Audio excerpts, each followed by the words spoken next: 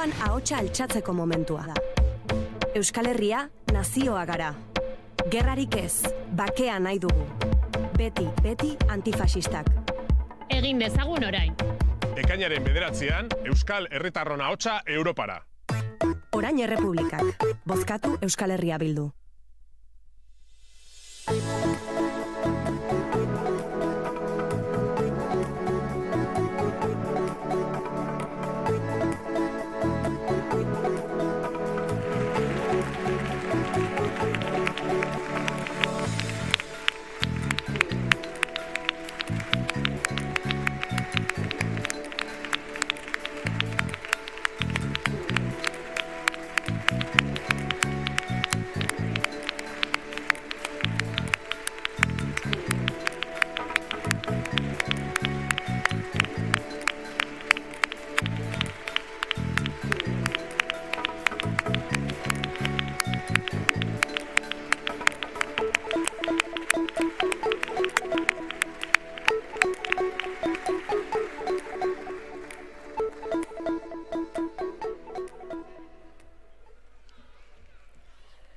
Arratsaldeon, eta ongi etorri gure negarren kanpainara.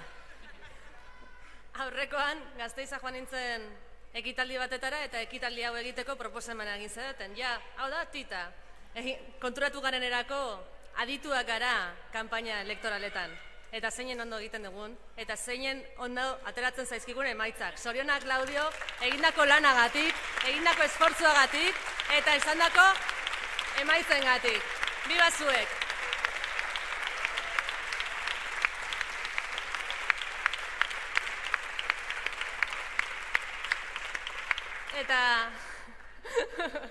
Eta horrekoan beraz, egin ziaten proposamena bazen, aurkezpenik behar ez duten bi pertsona puska hauek aurkeztea. Beraz, como no necesitan presentación y como no me van a decir que no, les voy a robar un minuto. Y os voy a contar una cosa que me ha pasado estos días. El otro día, mi hijo vio una movilización a favor de Palestina y muy preocupado, y además con miedo, me dijo que ama, tenemos que estar callados, tenemos que callarnos, porque igual Israel se enfada y nos bombardea como al pueblo palestino. La verdad es que la conversación no fue fácil. Fueron preguntas tales como, ¿y Palestina sabía que Israel le iba a bombardear? ¿O sabía que, o en Guernica, por qué había una sirena? La relación Guernica-Palestina, que para mí es tan emocional, para él implica un riesgo evidente y patente. Y es que explicar el genocidio no es fácil. Eta genozidioari beldurra izatea, normala da. Eta beldurraren aurrean isildu nahi izatea ere bada normala. Eta orduan azaldu behar izan nion, fasismoaren aurrean, bortizkeriaren aurrean eta herrien defentsan, hitza hartu behar dugula, naiz eta beldurra izan. Eta niretzako EH Bildu bozkatzea hauteskunde hauetan hori da. Votar el 9 de junio EH Bildu, para mí, es también votar a favor, es un acto a favor del pueblo palestino en contra del genocidio israelí.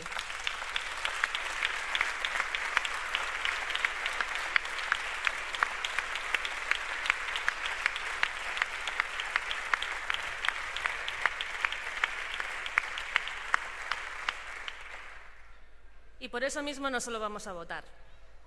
Bozkatuko dugu bai, baina gainera, megafonia pasatuko dugu. Kartela jarriko ditugu, infopuntoak jarriko ditugu, ekitaldi hauek antolatuko ditugu.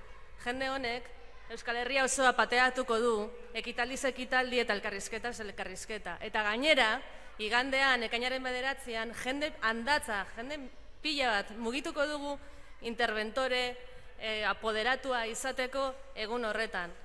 Gurea delako, gure erantzunkizuna delako, benetan sinesten dugulako eta ulertzen dugulako etorkizuna bakearen eraikuntza eta herrien defentsa gure erantzunkizuna ere badela. Así que ahora sí,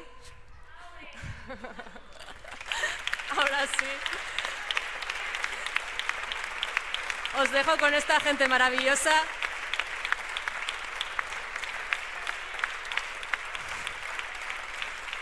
Que se está dejando la piel en Euskal Herria una vez más. Así que el 9 de junio nos vemos en las mesas electorales. Gora Palestina Libre.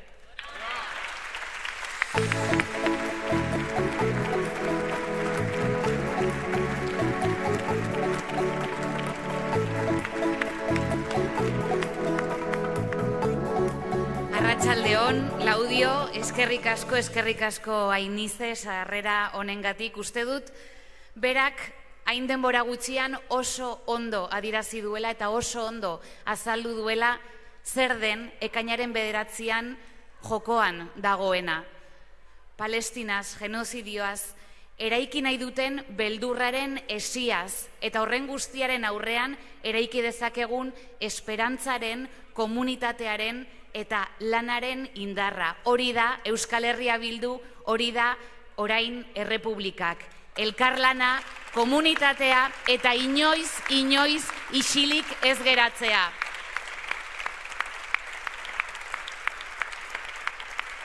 Y como decía Inice, yo creo que lo primero que tenemos que hacer en esta campaña es volver a agradecer de corazón, volver a agradecer a toda nuestra militancia, a toda nuestra comunidad, que se deja la piel día a día, también aquí en el Ayuntamiento, por cambiar las cosas aquí en el Parlamento, en las diputaciones, en las juntas generales y, ¿por qué no?, y también porque queremos cambiarlo desde Europa. Esa es nuestra seña, nuestra comunidad, desde abajo hacia arriba, desde Laudio hasta Bruselas. Lo vamos a cambiar todo y lo vamos a dar todo.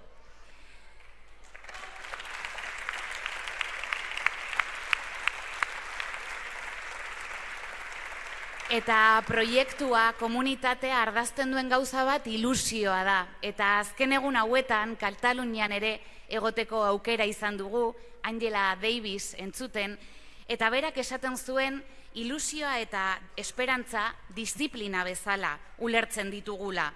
Ez dela soilik egin daitekenak edo lor daitekenak sortzen digun esperantza. Esperantza eraikitzen den, disiplinatzen den zerbait dela, gure ardura dela, komunitate bezala hori eraikitzea. Eta nik esango nuke, pasaden hauteskundeetan ikusi genuela, aktibazio hori egiteko izugarrizko kapazitatea dugula. Irribarre batez hitz egiten dugunean, irribarre horren atzean dagoen indarraz hitz egiten dugulagu. Eta hori antolakuntzak eta disiplinak ematen digula. Eta Angela Davisek ere, feminista bezala, bere garaian ekarri zigun teoria garrantzitsu bat hemen euskal feminismoan ardatz izan zena.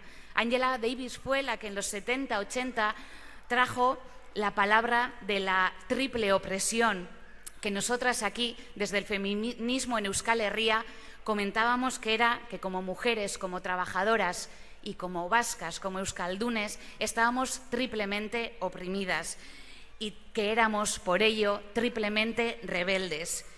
Eta gaur egun intersekzionalitateaz hitz egiten du, izen oso ponpoxo bat izan daiteke, baina azken finean honen atzean dagoena da borroken akumulazio batean baino, zapalkuntzen akumulazio batean baino, ardatz horiek elkarlotzen diren guneaz hitz egiten dugula guk. Dena elkarlotuta dagoela eta testuinguru honetan begirada horrekin lan egitea ezinbestekoa dela, ezberdinen artean elkarlotzea.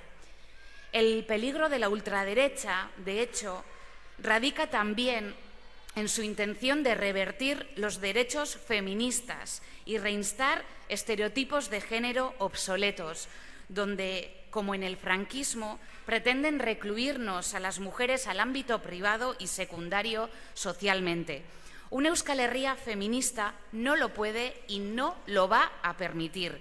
El 9 de junio, el voto de Euskal Herria Bildu es un voto feminista que no permitirá que lleven a Europa a las cavernas. Ultraeskuinaren arriskua lorpen feministak atzera botatzeko eta genero estereotipo zaharkituak ezartzeko asmoan datza ere. Frankismoan bezalaxe, esparru pribatu eta bigarren mailako herritar kokatu nahi gaituzte emakumeak. Feminista den Euskal Herriak ezin du eta ez du horrelakorik onartuko. Ekainaren 9an Euskal Herria Bilduren botoa boto feminista da eta ez du utziko Europa kobazuloetara eramaten.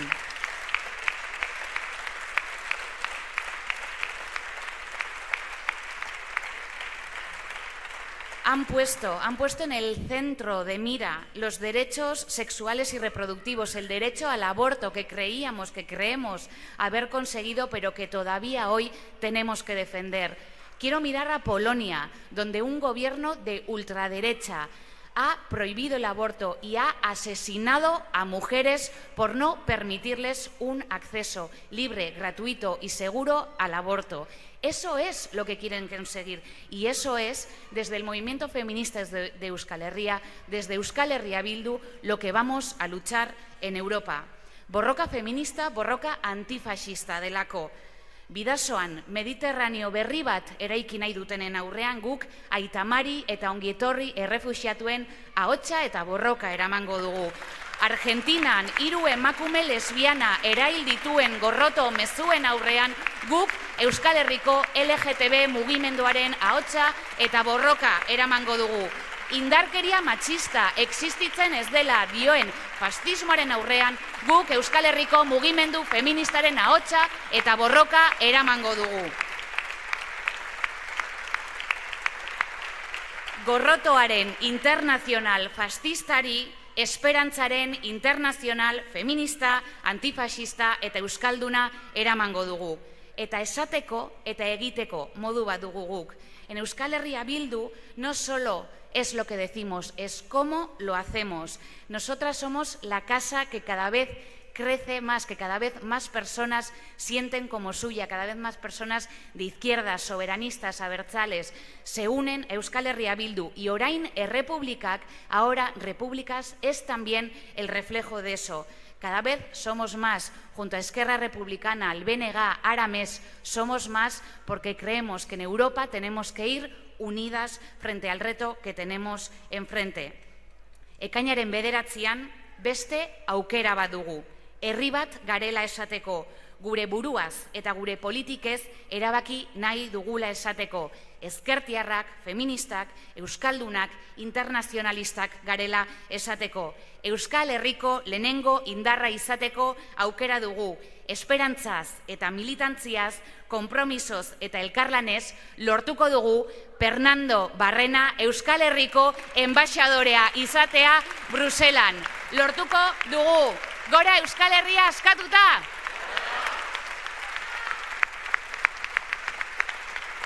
Eta orain, zuekin guztiekin, gure Euskal Herriko enbaxadore Fernando Barrena.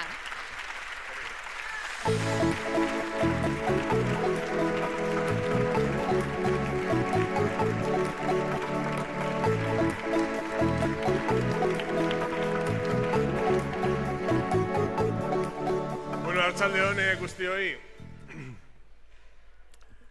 Ez nuke hasi nahiko ernaiko kideak aipatu gabe, gaurkoan badakizue berria dela bidegabeko atxiloketa batzuk salatzeagatik ernaiko kideak enkausatu nahi dituztela eta 200.000 euro pasatxoko isuna jarri nahi dietela, Mozal legea aplikatuz. Honek erakusten du, behin berriro ere, ze urgentzia dagoen Mozal legea bertan bera usteko. Gure elkartasun osoa daukazue, zuekin beti.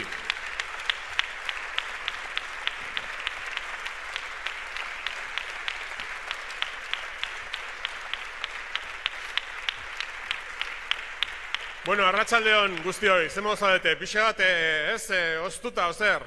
Bueno, garagardo batzuk hartuta berotuko zarete, azkar batean. Eta ez ahaztu patata perjituak baino gehiago badaukagula, gero pixka bat sabela posteko. Bueno, hauteskundeak berriro, Ze ondo? Hau ez da inoiz amaitzen.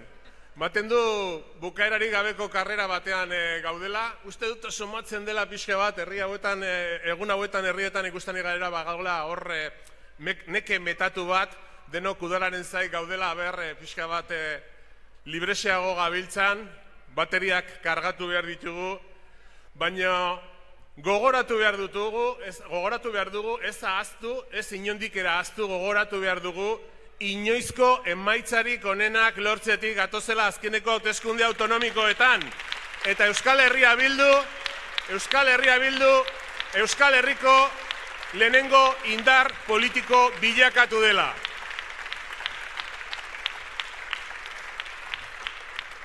Nork esango zigun orain dela urte batzuk, egoera honetara iritsiko ginenik, ezta? Arrotasunez esan dezakegu, nik partikularki arrotasun handiz esaten dut, aldaketa ziklo bat hasi genuela orain urte batzuk Nafarroan, eta denon artean kapazak izan garela aldaketa ziklo hori Euskal Herriko gainontzeko herrialdetara zabaltzeko. Eta beraz ez daukat inongo dudarik irabazten ari gara, eta den honek hasi besterik ez du egin, egon zaitezte ziur horretaz. Eta gainera, oraintxe berriki, hoienak erronka bota digun bezala, seguru nago datorren ekainaren 9 Euskal Herria Bildu lehenengo indar politikoa, indar bozkatuena izango dela Hego Euskal Herriko 4 herrialdetan, ziur baietz.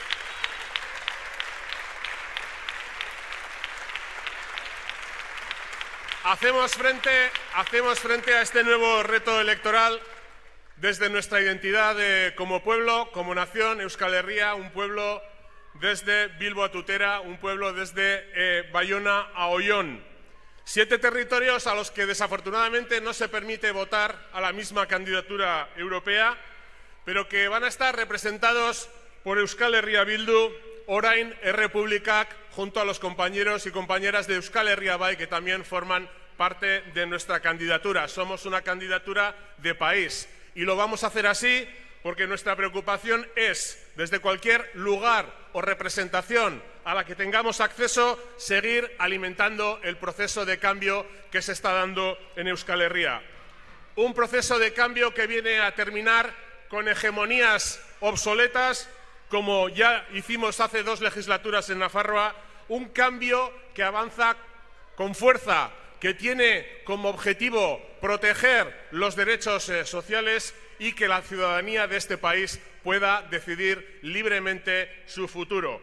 Eta horregatik, Bruselan, argi eta ozen esango dugu Euskal Herria nazioa dela eta instituzio europarrei eskatuko diegu Euskaldunon erabakitzeko eskubidea babesteko. Estaturik gabeko nazio europarren autodeterminazio eskubidea babestea lurralde gatazkei irten bide baketsu eta demokratikoak ematea dela. Europar eraikuntzaren balio sortzaileak sustatzea dela.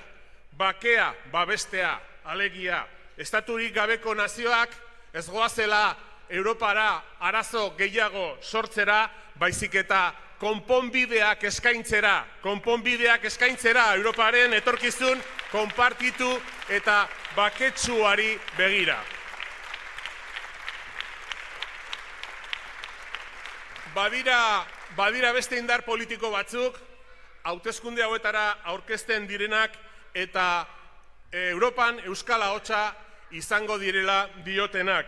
Guk ere ordezkatuko dugu Europar instituzioetan Euskal Herriaren ahotsa, ez izan inongo dudarik horretaz.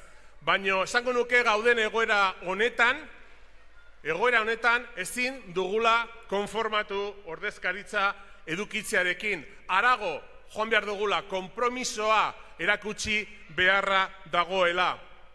Entzun duzu egunotan nahikotxo, kanpainako argumento nahiko erabilia bihurtzu delako ultraeskuina Europar Parlamentuko bigarren indarra izateko arriskua dagoela, eta modu horretan Europar politikak baldintzatu, modu horretan denon kalterako jakina baldintzatu. Eta beraz, esan behar dugu argita garbi, Euskal Herria Bilduk bere burua aurkeztu egiten duela, inongo zalantzari gabe, bere burua lerrokatu egiten duela antifasismoaren proposamenarekin. Eta jarraitzen dugulako pentsatzen demokrata izan aurretik antifasista izan beharra dagoela.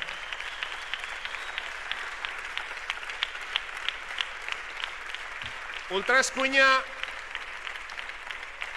sinisten dugu, uste dugu ultraeskuina badela Europar herrien, klase herritarren eta Europar proiektuaren etsai nagusia. Momentu honetan Europak duen etsai nagusia. Buruan izan behar dugu ultraeskuinaren hazkundeak guztioi eragiten digula, Europar guztioi eragiten digula zuzenean, Europako edo non gertatzen dela.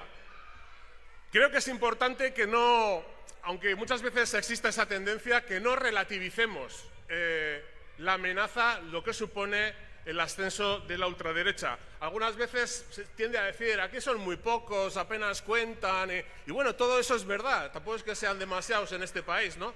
Pero sabréis que, por ejemplo, el Consejo Europeo, ese órgano donde se juntan todos los representantes de los estados, donde de verdad se manda en Europa, para ser claros, los temas importantes se tienen que acordar por unanimidad.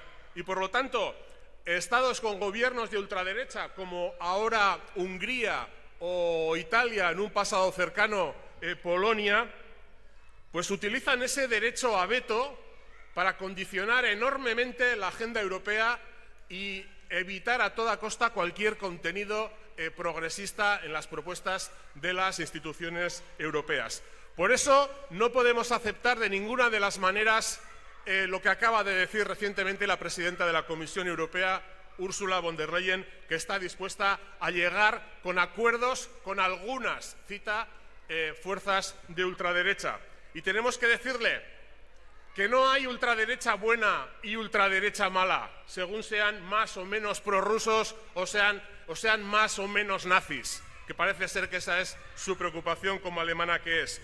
Todos ellos, todos esos formatos de ultraderecha vienen a acabar con nuestros derechos y libertades. A la ultraderecha hay que hacerle frente, se encuentre donde se encuentre, tenga el formato que tenga.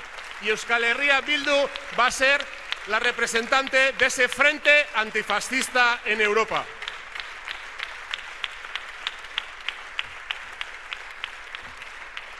Bi urte luze pasa dira Ukrainiako inbasioa eman zenetik, gerra bat onartezina dena, oinarri duelako OTANen espansionismoan eta Errusiaren botere gozean, eta orain ari zaizkigu esaten gerra giro hortan ez, gerrarako prestatu behar dugula. Von der Leyenek esaten zuen berriki Europak gerrarako prestatu behar duela. Eta NATOren eta Estatu Batuen exigentziaz esaten ari zaigu Europako estatukide guztiek beren inbertsio militarra, aurrekontu militarra igo egin behar dutela ehuneko bira. Guk horren aurrean ez zera esango diegu, lehenik eta behin, gatazka politikoak konpontzeko elkarrizketa eta nazioarteko erakundeen diplomazia eta bitartekaritza lehenetsi egin behar dela. Gatazkak ez direla konpontzen arma gehiago Ukraina eta Israelera bidaliz eta salduz, ez da zentsura ezarriz ere bere momentuan egin zuten bezala. Eta bi, Europar Batasunak eta Nazio Batuek beste paper aktibo bat jokatu behar dutela. Jokatu behar dutela paper hori orain jokatzen ez dutena konponbideak bilatzeko. Eta ez dute egiten, eta argi eta garbi izan behar dugu, ez dute egiten Estatu Batuen kanpo politikaren menpe direlako eta horri men egiten diotelako. Bakea, Europar Batasunaren balio sortzailetako bat da, ez lehen esan dudan bezala, eta horregatik ez da inondik ere bidera onargarria, gatazka eta gerren aurrean Europak beste alde batera begiratzea. Gaur berriro ere laudiotik gure sostengu osoa eskaini nahi diogu Palestinako herriari. Eta esan nahi dugu, Palestina estatu gisa aitortu, Palestina estatu gisa aitortu eta gero Israeli armak saltzen jarraitzea ez dela inondik ere onargarria. Israelek Justizia Nazioarteko Korteak emandako epaia bete egin behar duela eta Gazatik erretiratu egin behar duela lehenbailen.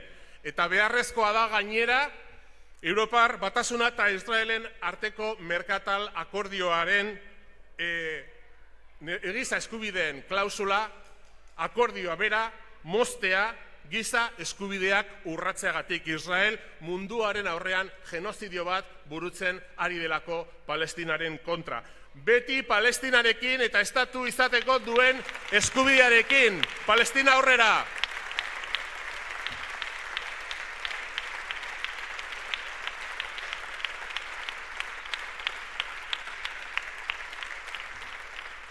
En este escenario de guerra y de conflictos, de militarismo, en definitiva, van a usar esa situación para justificar, como hablábamos antes, el aumento del gasto militar. Y para esta gente de derechas, de orden, no tan militarista, ya sabéis cuál es el gasto prescindible, el gasto social, normalmente suele ser así. Y para eso se están preparando grandes recortes en educación, en sanidad, en la inversión pública necesaria para afrontar la lucha contra el cambio climático, toda la transición ecosocial y todo, en definitiva, como os decía, para poder aumentar el gasto social para esa guerra que ya vienen anunciando para Europa.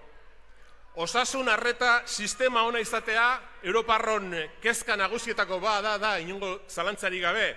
Euskaldunok bezala eta Laudioko herritarrek bezala non ederki dakizue etengabeko arretaguneko baliabideak ustu egin dituzten. Politika austerizidak hemen Euskal Herrian ere ikastunak baditu, ederki dakigu ere, eta esan beharra diogu ezin dela herritarren osasunarekin jolastu. Kalitatezko zerbitzu publikoak dituen komunitateak gizarte justu eta demokratikoagoa osatzen du. Murrizketarik gabea izan eta eskumen eta eskubide osoz hornituta egon behar du. Y decíamos que gozar de un buen sistema de salud pública, es una de las principales preocupaciones de la mayoría de sociedades europeas. Y al igual que para los vascos y las vascas, igual que para los vecinos y vecinas del Audio, donde se ha vaciado de recursos el punto de atención continuada. Las políticas austericidas, las políticas de recortes del gasto público en Europa, también aquí en Euskal Herria cuentan con alumnos aventajados. Y eso no es aceptable en absoluto jugar con la salud de los ciudadanos. Una sociedad con servicios públicos de calidad es una sociedad más justa y democrática que debe alejarse de políticas de recortes y estar dotada de plenas competencias y derechos. Ya vale ya de jugar con nuestra salud, ya basta de recortes, no al aumento, al gasto militar, osasungintza publikoa jadanik babestu.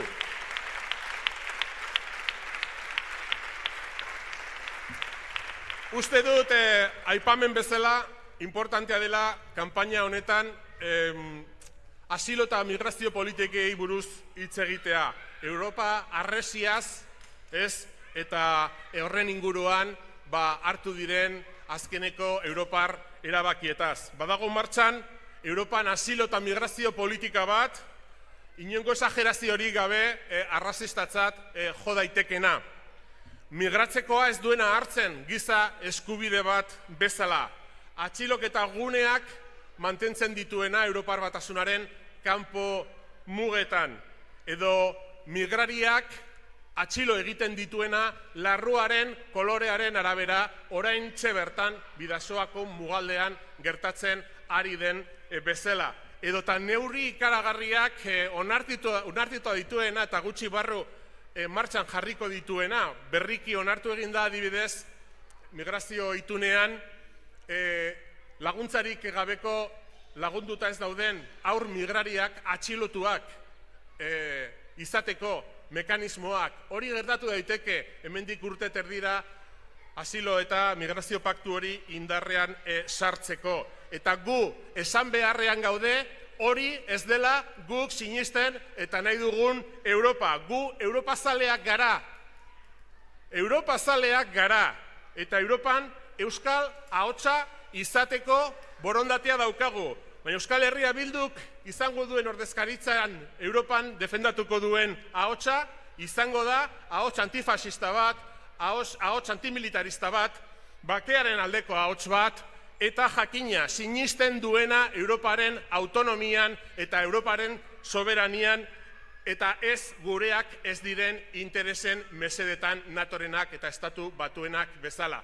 Europak baditu bere interes propioak eta horiek dira bere kanpo politikaren bidez defendatu behar dituenak. Eta gogoratu, eta hemen asko eta asko bazaudete gogoratzeko moduan, 86an Euskal Herriak NATOri ezezkoa eman ziola erreferendunean, eta erabaki arro horren erakusleak izango gara Europako instituzioetan.